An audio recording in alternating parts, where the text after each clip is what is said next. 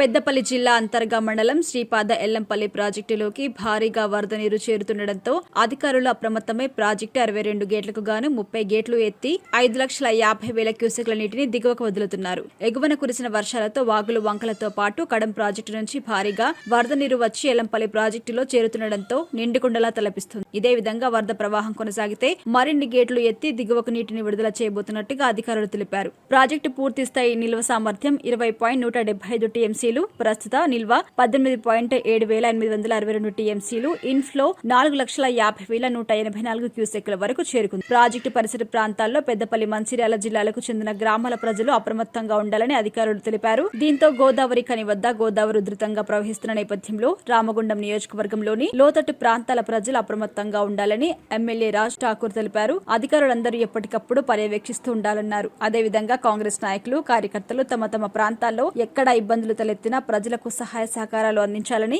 అధికారుల దృష్టికి మరియు తన దృష్టికి తీసుకురావాలని ఆయన పిలుపునిచ్చారు. రామగుండం నియోజకవర్గ పెద్దలకి, కుటుంబ సభ్యులకు, అదే మాదిరిగా జిల్లా పెద్దపల్లి జిల్లాలో ఉన్న ప్రతి ఒక్క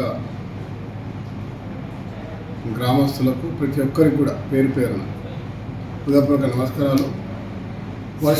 అకాల వర్షాలు విపరీతంగా పడతా ఉన్నాయి. అటు సముద్ర తీరంలో తుఫాన్ అంటా ఉన్నారు. ఈరోజు గతంలో ఎప్పుడు మనకు ఒక చేదు అనుభవం ఉంది. ఫ్లడ్స్ ఓవర్ఫ్లో అయ్యి బ్యాక్ వాటర్ వచ్చి రామగుండం లాంటి ఎత్తు ప్రాంతాల్లోనే ముంపున గురైంది. అదే మాదిరిగా పెద్దపల్లి చెరువులు, మరి అదే మాదిరిగా పంట పొలాలకు సంబంధించిన నష్టం కూడా జరిగే అవకాశాలు ఉన్నాయి. కాబట్టి రైతులందరూ కూడా జాగ్రత్త పడండి. ఎక్కడైతే ముంపు వస్తుంది, నీళ్ళు వస్తాయి అనుకున్న వాళ్ళందరూ కూడా ముందుగా జాగ్రత్త పడాలని అధికారులకు సహకరిస్తూ, లేదా మీకు కావాల్సిన సహాయం రాకపోతే వెంబటే అక్కడ ఉన్నటువంటి ఎంఆర్ఓకు, సంబంధిత అధికారులకు, పోలీస్ అధికారులకు, దాంతోపాటు నాకు స్వయంగా మీరు ఫోన్ చేసిన, సమాచారం అందించిన మీ అందరికీ అందుబాటులో ఉంటాం. ఎక్కడ కూడా అధైర్యపడకుండా ధైర్యంగా ఉండి సమస్యలు ఉత్పన్నం కాకుండా చూసే ప్రయత్నం ప్రతి ఒక్కరు కూడా బాధ్యతగా తీసుకోవాలని చెప్పి మనస్ఫూర్తిగా కోరుతా ఉన్నా.